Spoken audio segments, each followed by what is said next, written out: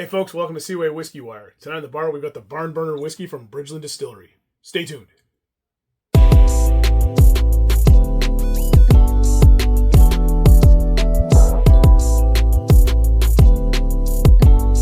Well, hey folks, thanks for coming back after the intro. I'm Tyler, and tonight on the bar I am inviting you to sip the north again with our friends from Bridgeland Distillery. They've got another great release here with the Barn Burner Whiskey, which is a single malt, single cask release from their artesian collection. Before we get into the specs and the overview of this release from Bridgeland Distillery, if you have anything from Bridgeland Distillery, maybe you have the Glenbow, maybe you got the Tabercorn Bourbon 101, maybe you got something from their artesian collection, maybe you have the Barn Burner and you want to pour yourself a dram and drink along with me, please do so. I encourage it. It makes life a heck of a lot better for you guys on the other end, and I enjoy you guys drinking along with me, especially when it's great Canadian whiskey. So what can I tell you guys about this one here? Well, I had my video on the first impressions a couple months back, and I've had some time to work my way through it and have some discussions with some friends and family who have also tried this as well. This is a great release from Bridgeland. Like I said, it's from their artesian collection. It is the Barn Burner Whiskey, single malt whiskey, single cask whiskey. Comes in with an ABV stamp of 53.4% ABV, non-chill filtered, no color added, just the way we like it, and very much a standard now from Bridgeland Distillery. And this is an interesting make here. So it is made from heavily roasted penhole barley from Red Shed maltings that came that they came into possession of. It was a very close call at Red Shed, almost resulted in an actual barn burner. So someone left the malting on for too long. I don't know the whole story. I know no one was hurt. I know it was a close call, and they kind of have left it at that there. It almost resulted in an actual fire, which is where this comes from. So you've got some very heavily roasted barley. A lot of times they call that chocolate malt, but in this case, they've even gone further to it, which is very interesting, to say the least, and it's got a great little story behind it, as a lot of stuff from Bridgeland does. So anyways, let's get into the presentation of this here. I am a big fan of Bridgeland. I love these little bottles here. They're a smaller bottle. I believe they're a half liter, 500 mil. But I think they do a great job. Very transparent with what they're doing here. Mentions non-chill filtered. Mentions the little story on the back of the barn burner. They give you some tasting notes and whatnot. And I just love the way they present it there. They do such a nice job there. I'm gonna grab another one just to kind of illustrate some of the cool stuff they're doing here. But if you take two Bridgeland bottles together and just kind of put it like that, you can see the bridges right there. Pretty cool, eh? I'm almost out of my Glenbow. I'm gonna have to replenish that one. That's a great Canadian single malt, guys. All right, with that, let's get on to the pour, because obviously I'm a fan of Bridgeland, so it goes without saying on the presentation they get a pass from me. Let's get a little cork pop on here. There we go. Beautiful cork pop on the Barn Burner Canadian single malt, Barn Burner Whiskey, Canadian single malt, single cask release from Bridgeland Distillery. All right, folks, let's go in for a close look on this. Again, natural color, no non-chill filter, just the way we like it, and we'll go in tight. Beautiful, beautiful color on there. Nice deep copper on there. I got little bits and pieces of stuff floating around in there too. I don't know if the camera's picking that up or not, but definitely non-chill filtered. They don't mention anything about the maturation process. I would assume it's pretty standard fare for Bridgeland, probably first full X bourbon. They don't mention anything else on the packaging about that. But again, heavily roasted barley, and it's an on-age statement too. I don't know if I mentioned that either. Yeah. All right. Very nice color on this. Let's get into the nose on the Barn Burner whiskey and see, does it really smell like a barn? I'm betting not. I'm already getting some pretty decent aromas in the bar here, but hopefully you got something good in your glass. Let's go on the nose and see what we can pull out of it. So, on the nose.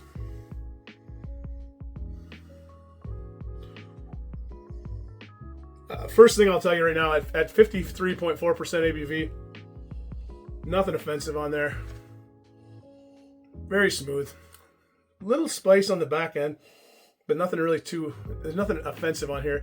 Nothing singeing the nose hairs, nothing getting in there. I can get my nose right in there, and I can get a good whiff of what's going on in there. First off I get is a ton of vanilla, a ton of chocolate. Some coffee in there as well, some notes of espresso. Nice rich coffee, some leather. And kind of usual fare as well. You got some caramel in there too, some honey. Then I get this like a little bit of toasted coconut. And I get some tobacco in there, a medium tobacco. And just a touch of like maraschino cherries, chocolate covered maraschino cherries. And yeah, right at the back end, you're getting more of that, a little bit of a spice, a little bit of a cinnamon spice on the nose. and that leather component there. The chocolate too is more of a dark chocolate on there. Yeah, very nice nose, very complex. You know, for a heavily roasted barley that's used in this release here, it's definitely got a lot going for it. I'm not always a fan of chocolate malts. Goes without saying, I think I am with this one. Let's get into the palate and see if we can get onto it there. We'll transition into the palate and see what we can pull out for the taste on the Barn Burner whiskey from Bridgeland Distillery. So hopefully you got something good in your glass to drink along with me. Cheers to your health. Let's get into it. Here we go.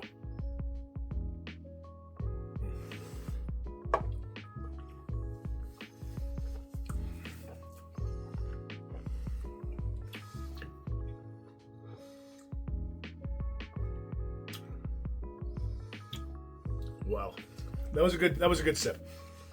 Brought it in, held it, chewed on it for a little bit, moved it around. First off, beautiful mouthfeel. I'm a huge fan of Bridgeland when it comes to that. Again, natural release, natural product, non-chill filter, no color added, all that good stuff. Nice oily texture, hangs on to the walls of my mouth when you take it in, swallow it, hangs on your tongue, hangs on all the way going down. Palate matches the nose almost 100%. You know, goes without saying.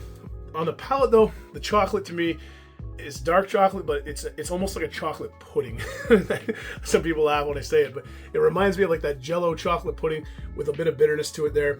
But it also gives me a good shot of espresso. You know, not so much a Kahlua vibe, but like a good espresso that you would get from a coffee house. I get that roasted coconuts in there too. I get a little bit of maple syrup on there as well. Like a very deep ambered maple syrup. I'm gonna go for one more sip because I gotta slow down and enjoy my whiskey. One more sip.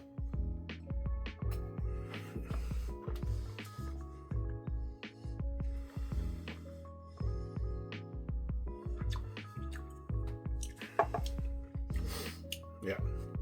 Chocolate covered cherries, chocolate covered maraschino cherries, vanilla, and I get kind of that burnt caramel creme brulee note in there too. It's got some creaminess texture to it. I get the tobacco in there too. On the palate, I would downgrade it to a light tobacco as opposed to a medium tobacco or like a Maduro-esque kind of a darker tobacco on the nose. The leather is not there anymore. Sometimes you get that, like I get this character of like a dusty of a book or a chair or whatever on the palate. I'm not getting this here. The back end does have a bit of cinnamon, a bit of clove on there, just enough to kind of give you a bit of spice. And it's a very transformational and very lengthy transformational note to it too. But anyways, let's transition into the finish. I'll give you guys, I'm gonna go for one more sip because I gotta, also because I hope you. But we'll go in for one more sip and I'll give you guys my final thoughts and opinions on the Barn Burner whiskey from Bridgeland. So on to one more sip and on to the finish.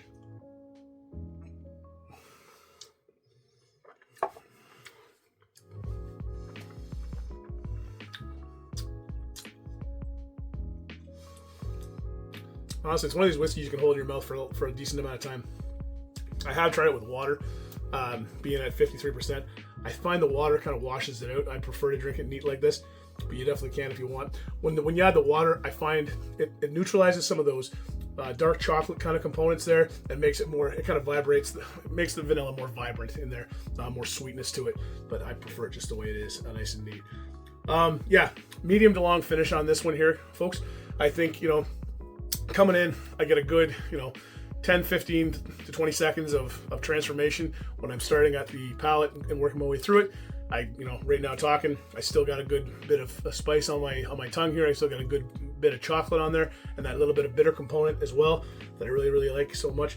It is a very, very nice and well-balanced whiskey, considering it was almost, not to call it an accident, but I mean, it was clearly kind of unexpected. But, good on Bridgeland to identify and go out and say, you know what, irregardless of what the situation is, we will persevere and we'll try and do something with this particular malting. And, what can I say? Bridgeland gets a hold of it, it turns to gold. It's great. And I love the story behind it. I love the packaging. I love, blah, blah, blah, blah, blah. I love it all. And, I haven't said it yet in the video, but I'm encouraging you guys to go out and try some great, artisanal craft spirits in Canada, Sip the North. And, I think this is a great place to start.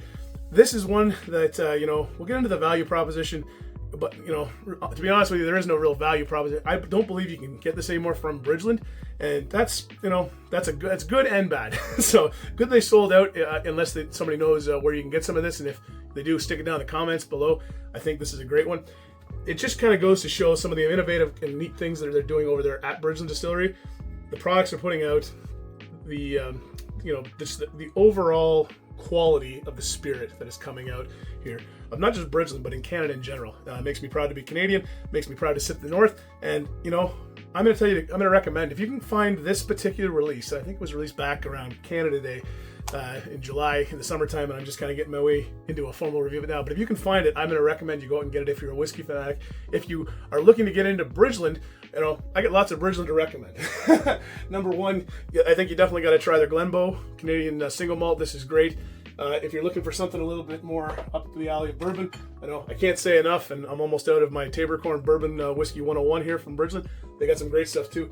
I also have the Innis, this Innisful whiskey. This is kind of it's a triple distilled Canadian single pot, almost like an Irish style of whiskey that I have yet to crack, and then I'm gonna have to get into that soon. But you know, if you can find this barn burner, I'm going to recommend you go out and get it. But if you are interested in Bridgeland, I'd recommend any of the three I just mentioned there, specifically the Glenbow and the Tabercorn Bourbon Whiskey. Anything with Bridgeland, you're not going to go wrong with it. So get out there, sip the North, sip some Bridgeland, and enjoy. Yeah, there you have it. There's my review of the barn burner whiskey, Canadian single malt, single cask from Bridgeland Distillery out there in Alberta, doing some great things. And can't say enough good about them. And if you like what we're doing here at seawaywhiskywire, you guys know that drill. Like and subscribe down below. And hey, don't forget to check me out on Instagram at seawaywhiskywire for more content. And don't forget to go check out Bridgeland Distillery too. I'll put all their stuff down below in the comment section. And if you guys are still hanging around this long in the video, thank you very much. I really appreciate it. Love coming down to the basement. Love checking out and reviewing and sharing my thoughts and opinions with you guys on some great Canadian whiskey. And again, inviting you all to sip the North, try something Canadian. You'll be glad you did. With that, folks, I am going to wrap things up and finish up this lovely dram of the barn burner from Bridgeland Distillery. So cheers to your health. Take care, and I'll see you around. Bye for now, guys.